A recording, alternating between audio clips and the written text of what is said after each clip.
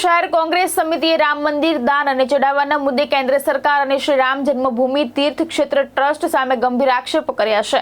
કોંગ્રેસે સમગ્ર મામલે સુપ્રીમ કોર્ટની દેખરેખ હેઠળ સ્વતંત્ર તપાસની માંગ કરી છે, જો કે આ તમામ આક્ષેપો કોંગ્રેસના છે અને તેની સ્વતંત્ર પુષ્ટિ થઈ નથી।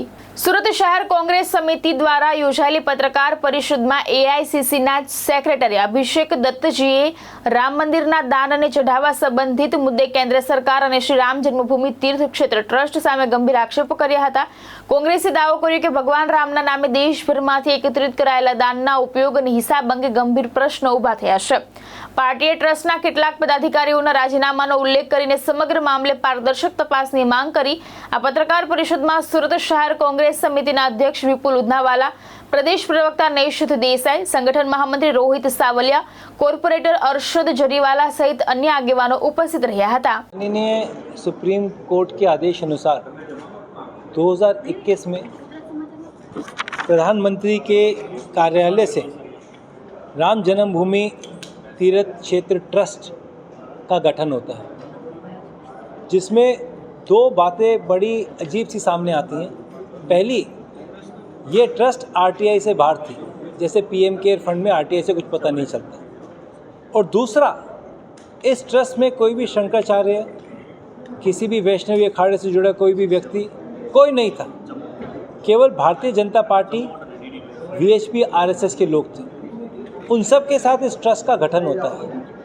और कोविड के समय जब देश के लोग सबसे बड़ी विश्व की महामारी से लड़ रहे थे, उस समय राम मंदिर ट्रस्ट के जो बड़े बड़े लोग थे, चंपक राय, अनिल मिश्रा, अपने ही परिवारों के माध्यम से लाखों की ज़मीन करोड़ों में खरीद रहे थे। उस समय भी कांग्रेस पार्टी ने 2021 में एक बड़ी प्रेस कॉन्फ्रेंस करके डिमांड रखी थी कि इस पर कार्रवाई होनी चाहिए, परंतु कभी भी प्रधानमंत्री मोदी जी ने या उत्तर प्रदेश के मुख्यमंत्री योगी जी ने इसका संज्ञान नहीं लिया। साथियों, पीछे कुछ दिनों पहले मंदिर में जो चंदा आता है उसके चोरी के आरोप सामने आए। जल्दबाजी में एसआईटी का गठन इन्होंने करा और 6 से 7 लोग उनको अरेस्ट करा जो बहुत जूनियर लोग थे ट्रस्ट के अंदर।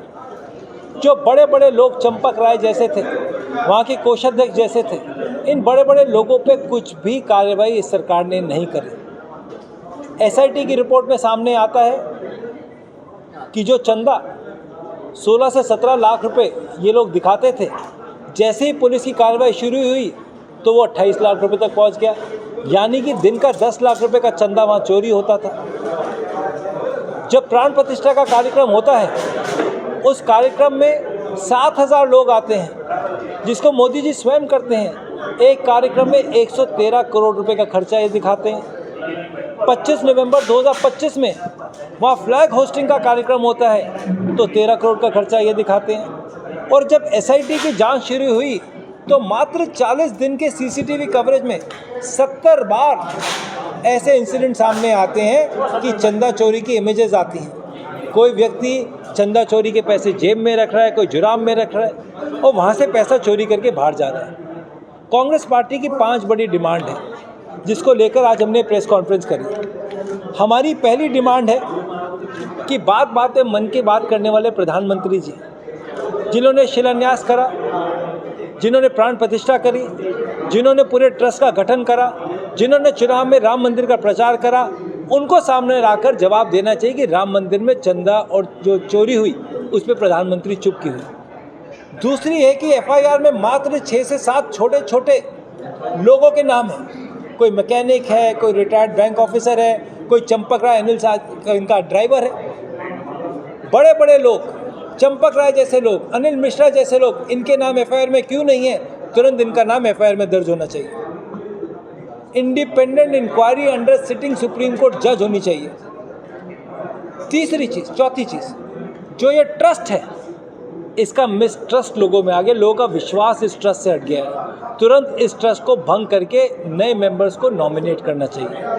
और आखिरी और सबसे ज़रूरी चीज़, जब से ट्रस्ट बना है तब से लेके अब तक जितना भी पैसा ट्रस्ट में आया, जितना भी सोना, जितना भी सिल्वर, जितना भी बाकी सामान ट्रस्ट में आया और जितना भी खर्चा इस ट्रस्ट ने करा, उसकी फॉरेंसिक ऑडिट होनी चाहिए। भावेश उपाध्याय, दृष्टिकोण न्यूज़, सूरत।